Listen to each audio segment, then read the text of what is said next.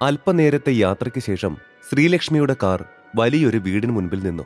അവരുടെ തറവാട്ടിൽ പാർക്കിങ്ങിൽ മുഴുവൻ പോഷ് കാറുകളും ഉൾവശത്ത് വില കൂടിയ വസ്ത്രങ്ങളും ധരിച്ച ആളുകളെയും കൊണ്ട് നിറഞ്ഞു നിൽക്കുകയായിരുന്നു. വീടിനുള്ളിലേക്ക് കയറി പോകുമ്പോൾ ദേവയാനിയെയും ശ്രീലക്ഷ്മിയെയും എല്ലാവരും ശ്രദ്ധിച്ച് കൈ കാണിച്ച് സംസാരിക്കുന്നുണ്ടായിരുന്നു. പക്ഷേ അവരുടെ കൂടെ തന്നെ ഉണ്ടായിരുന്ന ഋഷിയെ എപ്പോഴത്തെയും പോലെ ആരും നോക്കുന്നത് പോലും ഉണ്ടായിരുന്നില്ല. ഹേയ് ശ്രീലക്ഷ്മി, ഋഷിൻ വന്നില്ലേ? പെട്ടെന്നാണ് ആൾക്കൂട്ടത്തിൽ നിന്നും ആരോ ചോദിച്ചത്. വളരെ വിരളമായിട്ടേ ഫാമിലി ഫംഗ്ഷൻസിൽ ഋഷിയെക്കുറിച്ച് ആരെങ്കിലും അന്വേഷിക്കാറുണ്ടായിരുന്നുള്ളൂ. അങ്ങനെ അന്വേഷിക്കുന്ന ചൊറിയനായ സിദ്ധാർത്ഥായിരുന്നു അത്. ദേ അവൻ അവിടെ, ഋഷിയെ ചൂണ്ടിക്കാണിച്ചുകൊണ്ട് ചിരിയോടെ മറുപടി പറഞ്ഞത് ദേവയാനി അമ്മയായിരുന്നു. എന്ത്? ഇത് ഋഷിയായിരുന്നോ? Oh my God! ശേ, എനിക്കിവന്റെ ഈ മനുഷ്യക്കോലം കണ്ടിട്ട് മനസ്സിലായതേ ഇല്ല.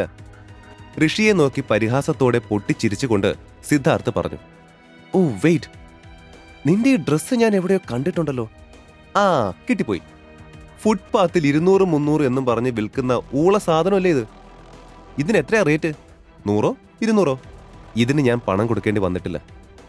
ഋഷി സമാധാനത്തിൽ പറഞ്ഞത് കേട്ട് സിദ്ധാർത്ഥ് കണ്ണ് വിടർത്തി അവനെ നോക്കി. വാട്ട്? ഫ്രീ ആയിട്ട് തോന്നോ നിനക്കിത്? അല്ലെങ്കിൽ കടക്കാരന്റെ കാല് പിടിച്ച് കെഞ്ചിയോ നീ? സിദ്ധാർത്ഥ് ഉറക്കെ ചോദിച്ചത് കേൾക്കെ ശ്രീലക്ഷ്മിക്കും ദേവയാനി അമ്മയ്ക്കും തങ്ങളുടെ തൊലി ഉരിഞ്ഞു പോകും പോലെ തോന്നി. വാ ഋഷി, മതി, നമുക്ക് അപ്പുറത്തേക്ക് മാറിയിരിക്കാം. ഋഷി സിദ്ധാർത്ഥിനോടെന്തോ പറയാനാഞ്ഞത് കണ്ട് അവനെ തടഞ്ഞുകൊണ്ട് ശ്രീലക്ഷ്മി പറഞ്ഞു.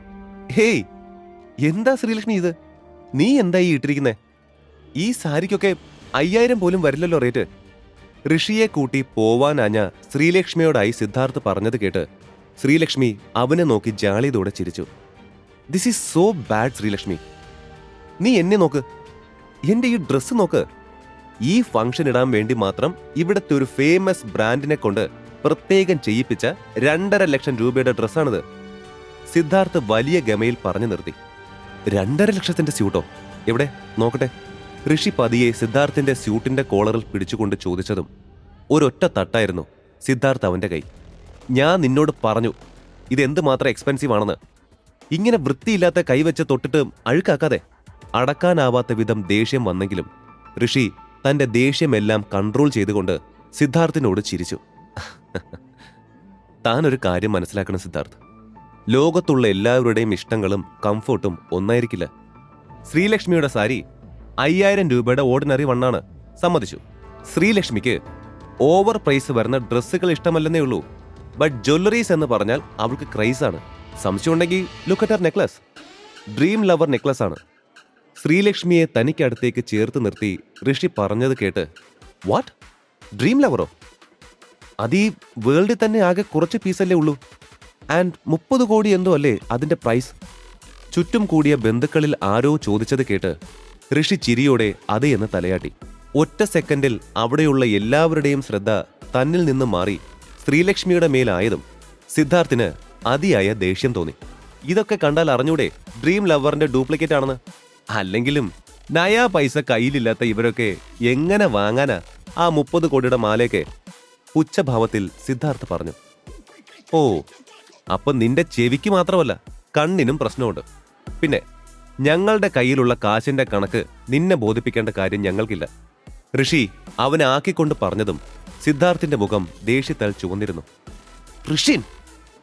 അത് കണ്ടതും ഋഷി ഇനി എന്തെങ്കിലും പറഞ്ഞാലുള്ള അപകടമോർത്ത് ദേവയാനി അമ്മ താക്കീതെന്ന പോലെ ഉറക്കെ ഋഷിയെ വിളിച്ചു. എന്താ എന്താ ഇവിടെ ഒരു സംസാരം? പെട്ടെന്ന് ഗാംഭീര്യം നിറഞ്ഞ ആ സ്ത്രീ ശബ്ദം കേട്ടതും എല്ലാവരും മിണ്ടാതെ ആ ശബ്ദം കേട്ട ഭാഗത്തേക്ക് നോക്കി. എല്ലാവരും സംശയഭാവത്തിൽ നോക്കി നിൽക്കെ ആ തറവാടിന്റെ മുഴുവൻ അധികാര കേന്ദ്രമായ മഹാദേവി ശ്രീകുമാർ എന്ന സ്ത്രീയെ കണ്ടതും സിദ്ധാർത്ഥിന്റെ ചുണ്ടിൽ മാത്രം പുഞ്ചിരി വിരിഞ്ഞു. മുത്തശ്ശി! ചിരിയോടെ അവർക്കടുത്തേക്ക് നടന്നുകൊണ്ട് അവൻ വിളിച്ചതും മഹാദേവിയും ചിരിച്ചുകൊണ്ട് അവനായി തന്റെ കൈ വിടർത്തി. മഹാദേവിയുടെ ബ്ലാക്ക് ലിസ്റ്റിൽ ഇടമുള്ള ഋഷി കുറച്ചപ്പുറത്തേക്ക് മാറി നിന്നു. അപ്പോ ഏകദേശം എല്ലാവരും വന്ന സ്ഥിതിക്ക് നമുക്ക് പരിപാടി തുടങ്ങാമല്ലേ? മഹാദേവി തനിക്ക് മുൻപിൽ നിൽക്കുന്ന ബന്ധുക്കളെ നോക്കി പറഞ്ഞു. അപ്പോ ഞാൻ എല്ലാവരെയും ഇന്ന് ഇവിടേക്ക് വിളിച്ചു കൂട്ടിയത് ഒരു പ്രധാന വിവരം പറയാനാണ്. എല്ലാവർക്കും അറിയാലോ, പണ്ടൊരിക്കൽ ട്രൈ മീഡിയ എന്ന മറ്റേ ഇന്ദ്രപ്രസ്ഥത്തിന്റെ ആ ഹ്യൂജ് കമ്പനിയുടെ പാർട്ണർഷിപ്പിന്റെ കാര്യത്തിൽ നമ്മുടെ വർമാസ് കമ്പനിക്ക് റിജക്ഷൻ കിട്ടിയത്? അന്ന് റിജക്ഷൻ കിട്ടിയെങ്കിലും ആ കമ്പനിയുടെ പാർട്ണർഷിപ്പ് കിട്ടാൻ നമുക്ക് മുൻപിൽ ഇപ്പോൾ വലിയൊരു വഴി തുറക്കപ്പെട്ടിട്ടുണ്ട്. മഹാദേവി പറഞ്ഞത് കേട്ട് സിദ്ധാർത്ഥും മറ്റുള്ളവരും കൂടെ ഋഷിയും കാര്യം മനസ്സിലാവാതെ അവരെ നോക്കി. മറ്റൊന്നുമല്ല, ട്രൈ മീഡിയയുടെ പഴയ ചെയർമാൻ മാറി പുതിയ ചെയർമാൻ നാളെ ചാർജ് എടുക്കും. അതും നമ്മുടെ സിദ്ധൂട്ടനേക്കാളും യങ്ങായ ഇന്ദ്രപ്രസ്ഥത്തിലെ ഏതോ ചെറുക്കനാണെന്നാ കേട്ടത്. അപ്പോ ഞാൻ പറഞ്ഞു വരുന്നത് എന്താണെന്ന് വെച്ചാ, നമ്മുടെ കൂട്ടത്തിൽ നിന്നും ഒരാൾ നാളെ ട്രൈ മീഡിയയിൽ പോയി പുതിയ ചെയർമാനെ കണ്ട് പാർട്ണർഷിപ്പിനെ കുറിച്ചുള്ള കാര്യങ്ങൾ സംസാരിച്ച് എങ്ങനെയെങ്കിലും കാര്യം സാധിക്കണം. അത്രയും റെപ്യൂട്ടഡ് ആയ ഒരു കമ്പനിയുമായി പാർട്ണർഷിപ്പ് കിട്ടിയാലുള്ള മെച്ചം ഞാൻ ആർക്കും പറഞ്ഞു തരേണ്ടല്ലോ, അല്ലേ? ചെയർമാൻ ഏകദേശം ഇവിടെയുള്ള യങ്സ്റ്റേഴ്സിന്റെ ഏജ് ആയതുകൊണ്ട് ഞാൻ ഇതിനായി പ്രിഫർ ചെയ്യുന്നത് ഇവിടെ ഇരിക്കുന്ന എന്റെ കൊച്ചുമക്കളെയാണ്. ഒരു ചിരിയോടെ തന്നെ അവർ പറഞ്ഞത് കേട്ട് മുതിർന്നവരെല്ലാം അതിനനുകൂലമായി സംസാരിച്ചു. ഓക്കെ, യങ്സ്റ്റേഴ്സിൽ തന്നെ ആര് പോകണമെന്നുള്ള കാര്യം കൂടി തീരുമാനമാക്കണം. ആർക്കൊക്കെ പോവാൻ താല്പര്യമുണ്ട്? മുത്തശ്ശി ചോദിച്ചു നിർത്തിയതും എല്ലാ കൊച്ചുമക്കളും തങ്ങളുടെ കൈകൾ ഉയർത്തി. പക്ഷേ ഇന്ദ്രപ്രസ്ഥം എന്ന പേര് കേട്ടപ്പോൾ തന്നെ തനിക്ക് പോകാൻ സാധിച്ചിരുന്നുവെങ്കിൽ തന്റെ കമ്പനിയുടെ കാര്യം കൂടെ സംസാരിച്ച് ഇപ്പോൾ താൻ അകപ്പെട്ടിരിക്കുന്ന പ്രശ്നത്തിൽ എന്തെങ്കിലും ഒരു പോംവഴി കണ്ടെത്താമെന്ന് തോന്നിയ ശ്രീലക്ഷ്മി മുത്തശ്ശിക്ക് തന്നോടുള്ള ഇഷ്ടക്കേട് ഓർക്കെ തന്റെ കൈ പൊക്കാൻ മുതിർന്നില്ല. ശ്രീലു, അറിയോക്കെ? ഋഷി സംശയത്തോടെ ചോദിച്ചത് കേട്ട് ശ്രീലക്ഷ്മി ഒന്നുമില്ലെന്ന് അവനോട് കണ്ണു കാണിച്ചു. എന്താ മോളെ, നിനക്ക് പോവാൻ ആഗ്രഹമില്ലേ? ദേവയാനി അമ്മ സംശയത്തോടെ ചോദിച്ചത് കേട്ട് ശ്രീലക്ഷ്മി ഒന്ന് നിശ്വസിച്ചു. ആഗ്രഹം ഉണ്ടായിട്ട് കാര്യമുണ്ടോ അമ്മേ? മുത്തശ്ശി സിദ്ധാർത്ഥിനെയോ അല്ലെങ്കിൽ മറ്റേതെങ്കിലും മുത്തശ്ശിയുടെ ഫേവറിറ്റ് ആളെയോ മാത്രമേ വിടത്തുള്ളൂ.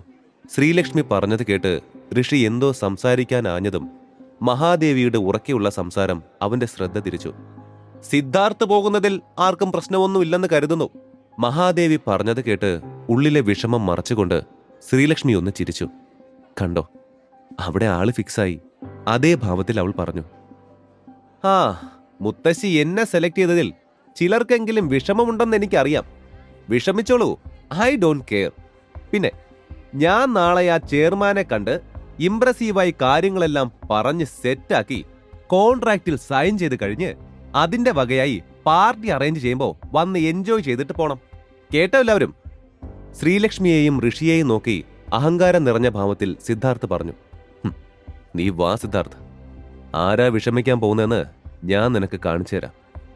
ഭാവഭേദങ്ങൾ ഏതുമില്ലാതെ സിദ്ധാർത്ഥിനെ നോക്കിക്കൊണ്ട് ഋഷി മനസ്സിലോർത്തു. അല്പനേരം കൂടെ നീണ്ടുനിന്ന ആ ഫംഗ്ഷൻ അവസാനിച്ചു. വീട്ടിലെത്തിയപ്പോഴും ആകെ വിഷമിച്ചിരിക്കുന്ന ശ്രീലക്ഷ്മിയെ കണ്ട് ഋഷിക്കാകെ സങ്കടം വന്നിരുന്നു. എന്താ ശ്രീലു, എന്താ താൻ ഇങ്ങനെ സങ്കടപ്പെട്ടിരിക്കുന്നത്? ട്രൈ മീഡിയയിലേക്ക് തനിക്ക് പോകാൻ ചാൻസ് കിട്ടിയില്ലല്ലോ എന്നോർത്തുള്ള സങ്കടമാണോ? നീ നോക്ക്, താൻ പോവാതെ ആ കോൺട്രാക്ട് ശരിയാവില്ല. ഇതെന്റെ വാക്കാ. സംശയമുണ്ടെങ്കിൽ നോക്കിക്കോ, തോറ്റു തുന്നം പാടിക്കൊണ്ട് വരും തന്റെ മുത്തശ്ശിയുടെ പൊന്നോമന പേരക്കുട്ടി. ഋഷി പറഞ്ഞത് കേട്ട് ശ്രീലക്ഷ്മി ഒന്ന് ചിരിച്ചു. സിറ്റിയിലെ വലിയ വിശാലമായ ബിൽഡിങ്ങുകളിൽ ഒന്നായിരുന്നു ട്രൈ മീഡിയ.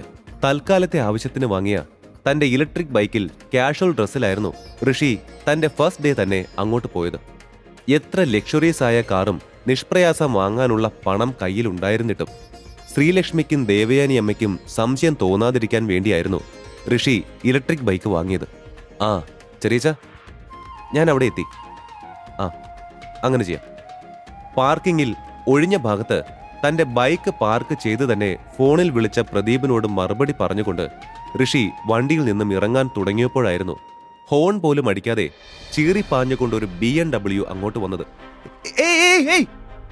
ആ കാർ നേരെ തന്റെ ബൈക്കിനടുത്തേക്ക് വരുന്നത് കണ്ട് പെട്ടെന്ന് തന്നെ ബൈക്കിൽ നിന്നും ചാടി മാറിക്കൊണ്ട് ഋഷി ഉറക്കെ ശബ്ദിച്ചെങ്കിലും ഋഷിയുടെ ഇലക്ട്രിക് ബൈക്ക് ഇടിച്ച് തെറിപ്പിച്ചുകൊണ്ട് ആ കാർ ഋഷിക്ക് മുൻപിൽ വന്നു നിന്നു.